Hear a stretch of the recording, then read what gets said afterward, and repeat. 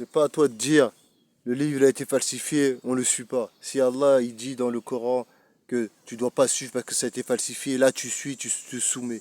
Mais Allah il dit dans le Coran de suivre. On sait que il y a des choses qui ont été falsifiées. Mais le Coran, il est venu pour mettre tout le monde d'accord. Tout ce qui a été falsifié, il est dedans. Tu comprends? Ça veut dire si tu regardes tout ce qui va contredire le Coran, si tu veux pas y croire, t'as pas. Mais si tu crois pas si tu veux, mais si le Coran il confirme des choses qui sont dans les livres, tu dois y croire. C'est tout. T'es qui toi pour te dire, pour te prendre pour Dieu et dire ça a été falsifié, on le suit pas. Allah il t'a dit suis, il t'a dit de croire. Toi t'es pas Dieu toi, t'es rien toi, t'es un être humain. Alors pourquoi tu te prends pour Dieu et tu prends sa place, tu donnes des ordres aux gens et tu dis aux gens de pas suivre parce que c'était falsifié. Allah il t'a dit ça? Crains Allah. Bande d'hypocrites toi. On continue. Surat Al-An'am, verset 83.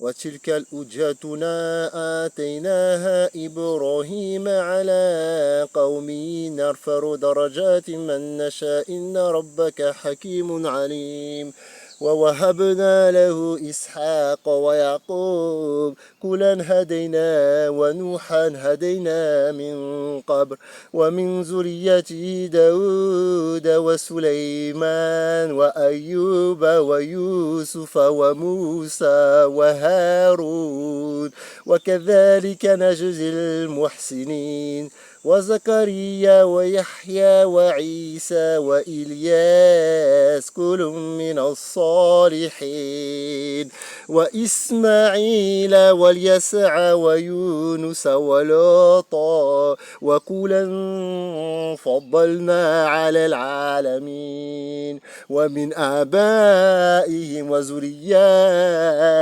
وإخوانهم واجتبيناهم وهديناهم إلى صراط مستقيم ذلك هدى الله يهدي به من يشاء من عباده ولو حشركوا لحبط عنهم ما كانوا يعملون أولئك الذين آتيناهم الكتاب والحكم والنبوة فإن يكفر بها هؤلاء وقد وكلنا بها قوما ليسوا بها بكافرين أولئك الذين هدى الله فبهداه مقتده قل لا أسألكم عليه أجرا إن هو إلا ذكر للعالمين.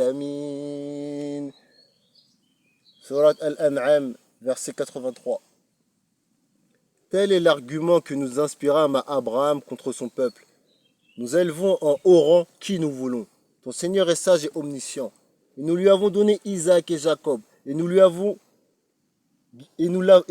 guidés tous les deux. Et Noé, nous l'avons guidé auparavant. Et parmi la descendance d'Abraham ou de Noé, David, Salomon, Job, Joseph, Moïse et Aaron.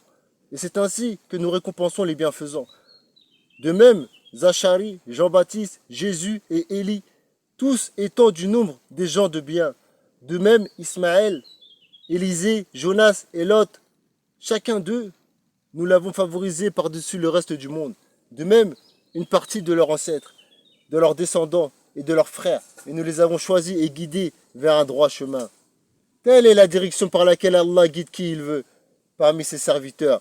Mais s'ils avaient donné à Allah des associés, alors tout ce qu'ils auraient fait eût certainement été vain. C'est à eux que nous avons apporté le livre, la sagesse et la prophétie. Si ces autres-là n'y croient pas, du moins nous avons confié ces choses à des gens qui ne les nient pas. Voilà ce qu'Allah a guidé. Suis donc leur direction et imite-les. Je ne vous demande pas pour cela de salaire, ce n'est qu'un rappel à l'intention de tout l'univers. Ça, c'est ce que Dieu il demande de prescrire. Et il dit bien à la fin, voilà ce qu'Allah a guidé. Suis donc leur direction. et imite-les. Imite-les. Fabihuda ou muqtadi. Imite-les. Il faut les imiter. Il vous demande de les imiter, eux. Pourquoi vous suivez d'autres exemples que ceux qu'il a donnés? Parce que ce sont des enfants d'Israël. Et la jalousie, vous ne voulez pas suivre ce qu'Allah il a prescrit à ces gens-là. Et ça, c'est grave. Tant que les gens ils vont pas guérir leur cœur, ils ne seront jamais guidés dans le droit chemin.